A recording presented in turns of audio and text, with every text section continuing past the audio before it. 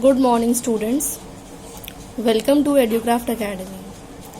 अब हम हमारा फर्स्ट चैप्टर स्टार्ट करते हैं, that is the living world.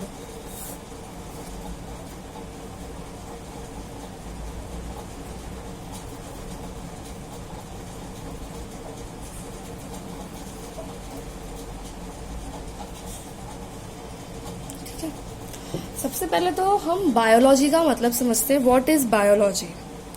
तो ठीक है, biology is made up of two words. वो क्या है? बायो और लॉजी। बायो का मतलब होता है लाइफ और लॉजी का मतलब होता है स्टडी। ठीक है, इसका मतलब बायोलॉजी का क्या हो जाएगा? स्टडी ऑफ लाइफ या लिविंग। ठीक है, study of life, study of living organism. ठीक है, अब हम बायोलॉजी की थोड़ी डेफिनेशन देखते हैं। तो बायोलॉजी क्या है? Biology is the science of life forms and living processes. ठीक है, what is biology? Biology is science of life forms and living process. ठीक है, लाइफ फॉर्म मतलब लिविंग ऑर्गेनिजम्स। ठीक है, लाइफ फॉर्म्स का मतलब हो जाएगा लिविंग ऑर्गेनिज्म। और लिविंग प्रोसेस क्या होता है? There are 7 living process. ठीक है, देर आर 7 लिविंग प्रोसेस। आप खुद सोचो, लिविंग प्रोसेस क्या होते हैं? What are the living process? क्या होते हैं लिविंग प्रोसेस? लिविंग प्रोसेस होते हैं movement, reproduction, growth, excretion, nutrition, sensitivity to the world around us। ठीक है, रेस्पिरेशन। ठीक है, these are the living process. मतलब बायोलॉजी में हम पढ़ते क्या है? अब तक आपने पढ़ा तो आपने क्या पढ़ा? पहले तो आपने plant kingdom, animal kingdom, living organisms को पढ़ा और क्या पढ़ा? लिविंग प्रोसेस को पढ़ा। ठीक है, तो बायोलॉजी क्या हो गया? Is the science of life form and living process include these processes। ठीक है, अब who is father of biology? Aristotle। Who is father of biology? Aristotle is father of biology। He is also the father of zoology। ठीक है, Theophrastus is father of botany।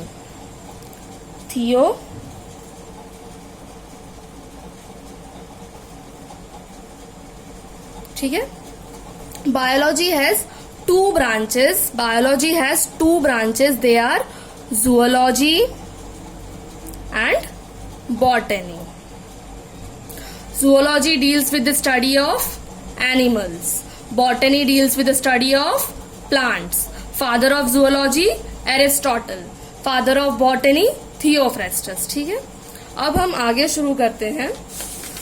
तो एक बात समझिए आप कि आपको एनसीईआरटी की हर लाइन पढ़नी है, चाहे कुछ भी लिखा हुआ है, हमें एनसीईआरटी लाइन टू लाइन पढ़नी है। ठीक है, इतना याद रखिएगा। तो एक और साइंटिस्ट पढ़ लेते हैं, that is Ernst mayor.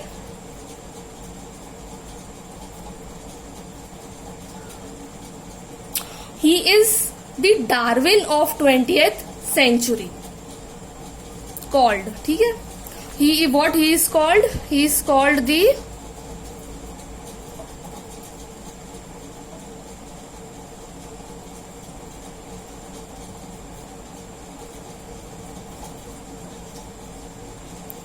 is called the Darwin of 20th century. ठीक है, ये दिया है तो हमें याद रखना होगा। Ernst Mayr is the Darwin of 20th century. ठीक है, he is also given the title Alexander Agassiz, Professor of Zoology Emeritus। He is also given 3 prizes। 3 prizes are triple crown of biology, that is the Balzan prize in 1983, the international prize of biology in 1994 and the Crafoord prize in 1999. ठीक है, Ernst Mayr. चलो अब हम start करते हैं हमारा chapter, that is the living world. Living world से आप क्या समझते हो? द वर्ल्ड मतलब वर्ल्ड है जिस वर्ल्ड में लिविंग ऑर्गेनिजम्स प्रेजेंट हैं. ठीक है, उसे हम लिविंग वर्ल्ड कहेंगे. अब एक बात बताइए कि व्हाट इज लिविंग. लिविंग ही क्या होता है? What is living. अब आज हम ये समझेंगे व्हाट इज लिविंग. ठीक है, तो किसी भी चीज को हमें लिविंग कहना है तो उसकी हम कुछ कैरेक्टरिस्टिक सोचेंगे कि अगर ये कैरेक्टरिस्टिक्स इसमें है तो ये लिविंग है. ठीक है, तो इसी तरह से उसकी कुछ कैरेक्टरिस्टिक्स लिखी गई. वो कैरेक्टरिस्टिक्स क्या है? वो ये हैं, दैट इज ग्रोथ,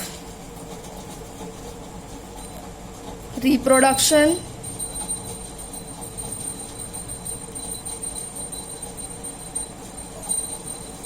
मेटाबॉलिज्म,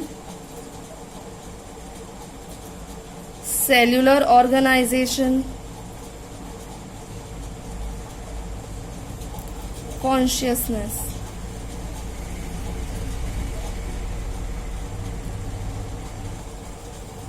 ठीक है, अभी इसमें ये बात समझनी है कि ये ग्रोथ और रिप्रोडक्शन जो है, दे दोनों not defining characteristics. Not defining characteristics, ये तीनों metabolism, cellular organisation, consciousness, these three are defining characteristics. ठीक है, ये आपको समझना होगा. नॉट डिफाइनिंग मतलब अगर कोई ग्रोथ रिप्रोडक्शन हो भी रहा है तो भी हम कंफर्म नहीं कह पाएंगे कि वो लिविंग है, लेकिन इनसे हम कंफर्म कहेंगे कि वो लिविंग है. ठीक है, समझ गए आप व्हाट इज लिविंग. तो हम ये कैरेक्टरिस्टिक्स को अब डिटेल में पढ़ेंगे कि ये क्यों नॉट डिफाइनिंग है, ये क्यों डिफाइनिंग कैरेक्टरिस्टिक्स है. ठीक है, तो स्टार्ट करते हैं. फर्स्ट कैरेक्टरिस्टिक्स है, दैट इज ग्रोथ.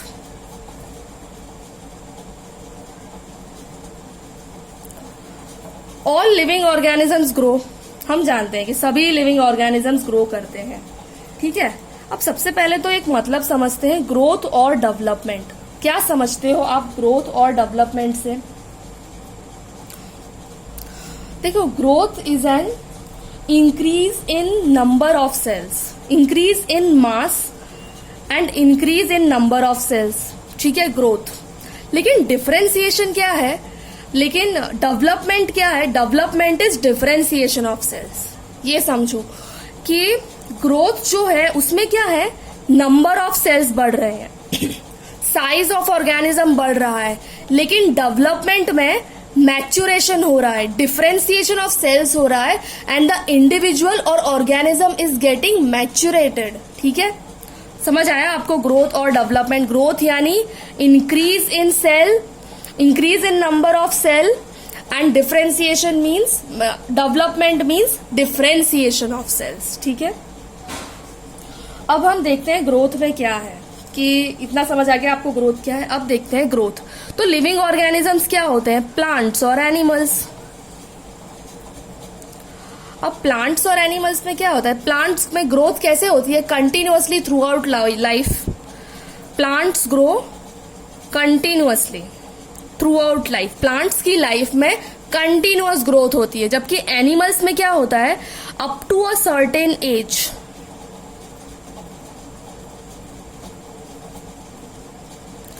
एनिमल्स की लाइफ में ग्रोथ हमेशा, इंसान, हम ह्यूमन बींग्स 60 इयर्स तक we do not grow. Growth एक टाइम पर 18 ग्रोइंग ईयर्स के बाद ग्रोथ नहीं होता है, ग्रोथ स्टॉप हो जाता है. उसके बाद सिर्फ ग्रोथ वहां पर होती है कोई डैमेज हो गया, कोई टिश्यू में लॉस्ट हो गया या डैमेज हो गया, तो सिर्फ उसे रिपेयर करने के लिए सेल डिवीजन होता है. ठीक है, बट ग्रोथ के लिए सेल डिवीजन नहीं होता है. ठीक है, यानी प्लांट्स कंटिन्यूअसली ग्रो कर रहे हैं, animals up to a certain age. ठीक है, ग्रोथ हो रहा है तो ये लिविंग है. लेकिन कुछ नॉन लिविंग थिंग्स भी हैं जिनमें ग्रोथ हो रही है, जैसे कि फॉर एग्जाम्पल माउंटेन्स, ठीक है, माउंटेन्स, बोल्डर्स,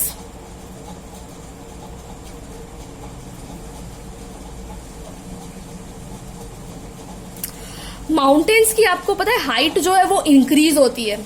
ये जो हिमालयाज हैं, अरावलीज हैं, वो हमेशा से इतने बड़े नहीं थे, वो धीरे धीरे धीरे धीरे ग्रो होके वो बड़े हुए हैं। माउंटेन्स की साइज धीरे धीरे बड़ी होती है, ठीक है, माउंटेन्स की साइज धीरे धीरे इंक्रीज होती है। वो पहले से उनकी साइज इतनी ज्यादा नहीं होती है, ठीक है। वो इंक्रीज कैसे होती है? बाय डिपोजिशन या accumulation of material on its surface.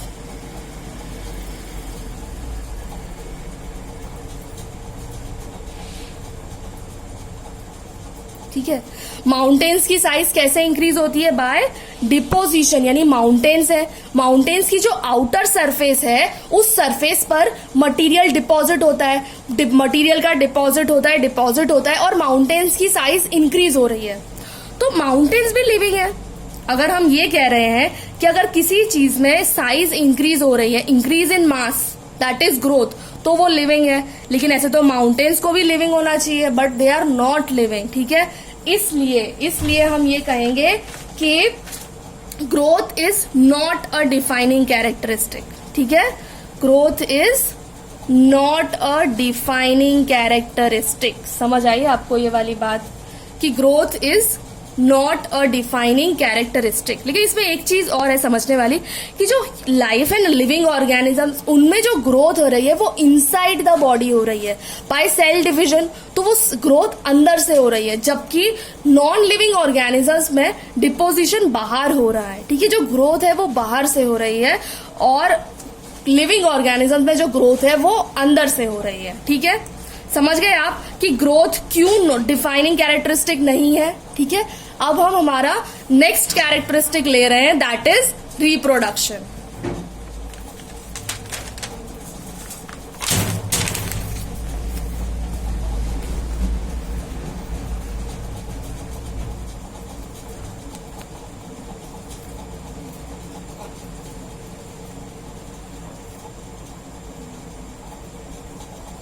What is reproduction? Reproduction क्या होता है? रिप्रोडक्शन भी सभी लिविंग ऑर्गेनिजम्स में हो रहा है, राइट।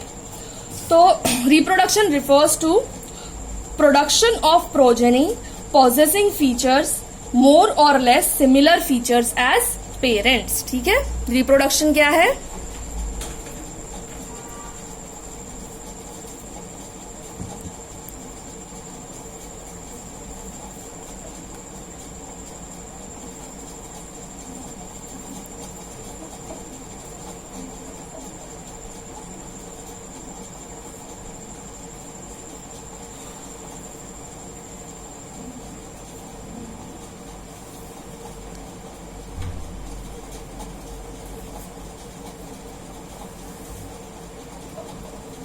ठीक है, possessing more production of progeny यानी फ्यूचर जनरेशन, possessing मोर और less similar features as parents. मतलब कि रिप्रोडक्शन जो है वो दो टाइप का होता है, asexual reproduction and sexual reproduction. Sexual reproduction involves two parents, तो उसमें डिफरेंसेस ज्यादा होते हैं, और asexual reproduction involves only one parents, तो वो ज्यादातर सिमिलर ही होते हैं, ठीक है, अपने पेरेंट्स के। रिप्रोडक्शन समझ आया आपको? अब सेक्सुअल रिप्रोडक्शन किस किस में हो रहा है? जैसे कि फंजाई रिप्रोड्यूस कैसे कर रहे हैं? By spore formation. Hydra, it reproduces by budding. Planaria, it reproduces by regeneration, है ना।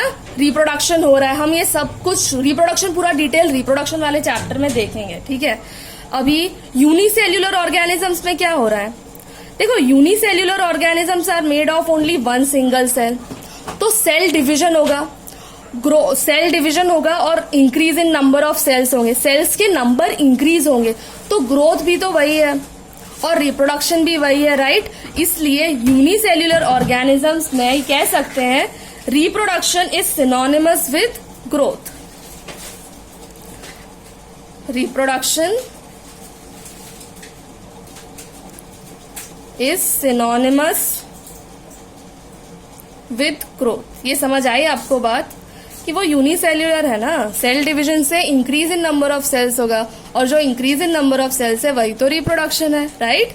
सो reproduction is synonymous with growth, ठीक है। अब देखते हैं हम कैरेक्टरिस्टिक कि all living organisms reproduce, right.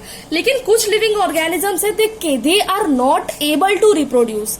कुछ है जो रिप्रोड्यूस करना नहीं चाहते, और कुछ है कि दे आर नॉट एबल, वो रिप्रोड्यूस कर नहीं सकते। For example infertile human couple,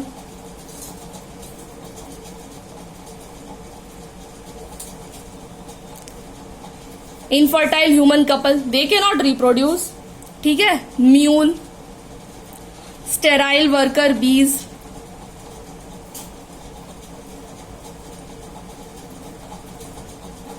these organisms के नॉट रिप्रोड्यूस। तो क्या ये नॉन लिविंग है? ये लिविंग नहीं है ना। इसका मतलब reproduction is not a defining characteristic. समझ आई आपको बात कि कुछ ऑर्गेनिजम्स हैं जो रिप्रोड्यूस कर ही नहीं सकते, रिप्रोड्यूस नहीं कर सकते। इसका मतलब रिप्रोडक्शन भी हमें क्लियर डिफाइनिंग कैरेक्टरिस्टिक नहीं है कि ये लिविंग है और ये नॉन लिविंग है। हाँ, रिप्रोडक्शन हो रहा है तो हम ये कह सकते हैं कि ये लिविंग है, लेकिन अगर रिप्रोडक्शन नहीं हो रहा है तो भी वो लिविंग है। कुछ ऑर्गेनिजम्स हैं इनके जैसे, ठीक है। समझ आया आपको? इसलिए रिप्रोडक्शन भी not a defining characteristic, not a defining characteristic.